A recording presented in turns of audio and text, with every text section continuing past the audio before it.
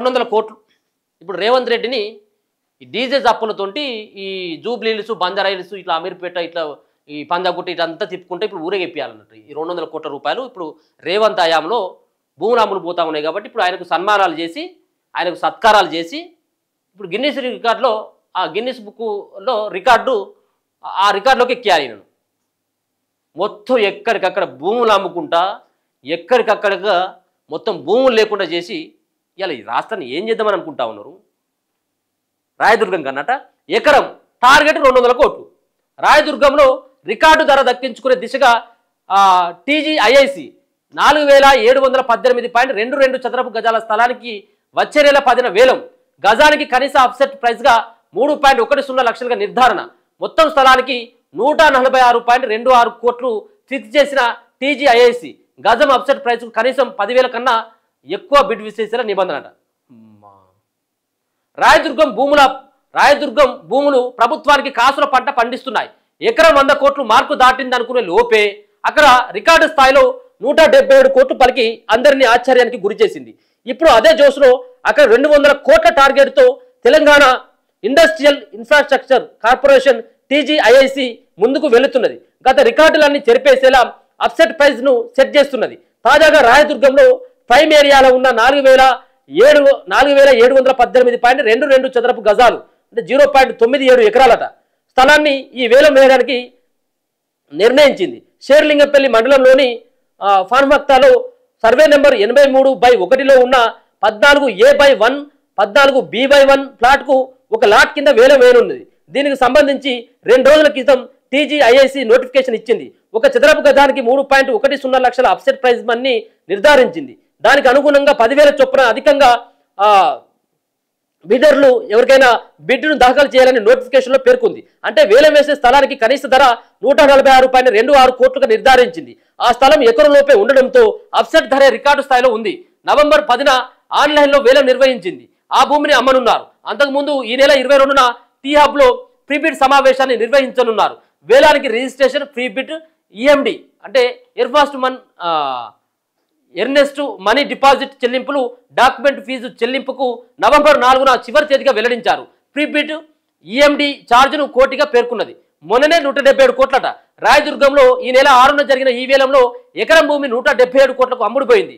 MSN reality అనే సంస్థ వేలంలో ఆ భూములను దక్కించుకున్నది. మొత్తం 1,357 కోట్లు వెచ్చించి 7.67 ఎకరాలు సొంతం చేసుకున్నది.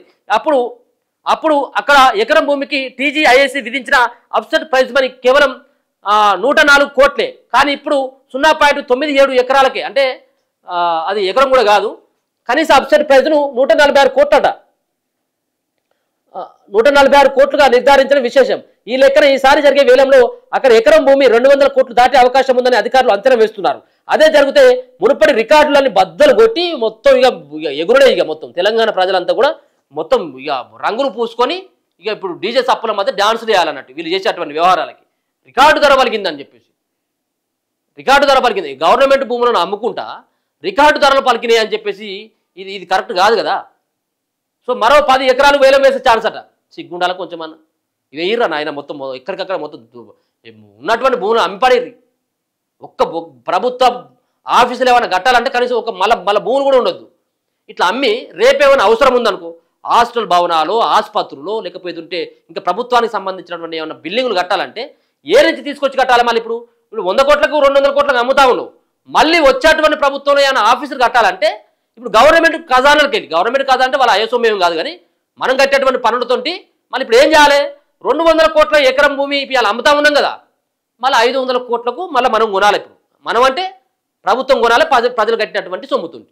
ఇప్పుడు భూములు తెలంగాణ అంటేనే భూములు, ఆ భూములే లేకుండా చేస్తూ ఇట్లాంటి అరాచకాలకు ఇటువంటి వ్యవహారాలకు పాల్పడుతున్నటువంటి వాళ్ళని ఈ ప్రభుత్వాలు ఎందుకు మరిగా కాపాడాలి? ప్రభుత్వాలు అంటే ప్రభుత్వ భూములను రక్షించాలి, ప్రజలను రక్షించాలి.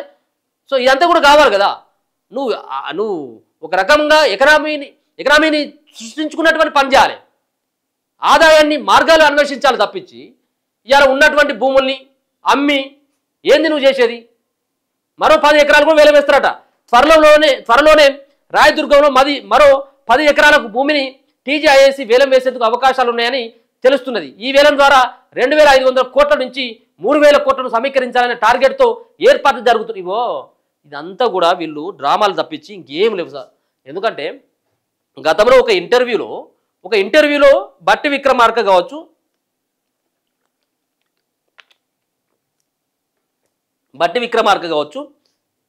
ఇప్పుడు ఉన్నటువంటి ముఖ్యమంత్రి రేవంత్ రెడ్డి కావచ్చు, ఒక జర్నలిస్ట్ అడిగినటువంటి క్వశ్చన్కి ఏం చెప్తారంటే, సార్ గిన్నె హామీలు ఇస్తా ఉన్నారు, ఈ పైసలు ఎట్లా వస్తూ ఉన్నాయని చెప్పేసి అడిగితే ఆదాయ మార్గాలు దానికి ఎన్ని రకాలైనటువంటి లెక్కలు చూపెట్టాలంటే, ఇగో ఇటు నుంచి వస్తాయి డబ్బులు, ఇటు నుంచి వస్తాయి, దీని ద్వారా ప్రజలకు ఈ రకాలైనటువంటి ఈ పథకాలను చేర్చవేయచ్చు అని చెప్పేసి దొంగ ముచ్చని చెప్పారు.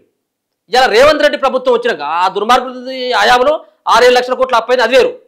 ఇప్పుడు ఈ 2 సంవత్సరాలు పూర్తి కాకముందుకే 2.5 లక్షల కోట్ల అప్పు చేసిండు. 2.5 లక్షల కోట్ల అప్పు కాగా భూమి అమ్మినటువంటి పైసలు నేడిపోయినాయిగా.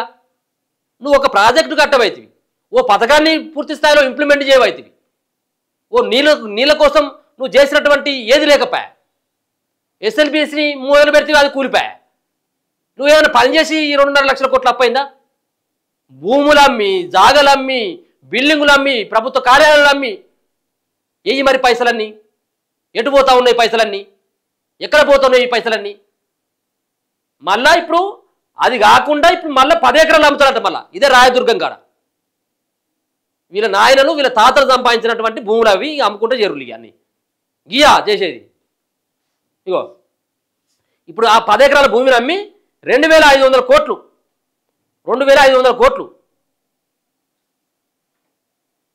అంటే మళ్ళీ 200 కోట్ల రూపాయలు అంతనే అది ఎకరానికి. సో ఇది 470 ఎకరాల భూమి ఉంటే ఇప్పటికే గత 10 ఏళ్ల కాలంలో 200 ఎకరాలు వేలంలో అమ్ముడుపోయిందట. గతంలో ఏది జిఐఐసికి 470 ఎకరాల భూమి ఉంటే, రాయదుర్గంలో టీజీఐఐసికి 470 ఎకరాలు ఉంటే ఇప్పటికే గత 10 ఏళ్లలో 200 ఎకరాలు అమ్ముడుపోయింది. మిగిలిన 250 ఎకరాల్లో 50 ఎకరాలు న్యాయపరమైన చిక్కుల్లో ఉన్నది. అది కానీ మిగతా భూముల్లో 10 ఎకరాలు వేల ఇప్పుడు మెల్లమెల్లగా ఉన్నటువంటి 250 ఉన్నది కదా మంచిగా. దీన్ని ఏమంటారు ఇక ఒక్కొక్క 10 ఎకరాలు ఇట్లా మంచిగా ఈ కోసుకుంటూ వస్తారన్నట్టు వీళ్ళు. ఎందుకంటే ఒకసారి అమ్మితే మళ్ళీ ఇది వివాదం అవుతుంది కదా. తాపకు నెలకు 10 ఎకరాలు ఇట్లా అమ్ముకుంటూ వస్తారన్నట్టు వీళ్ళంతా.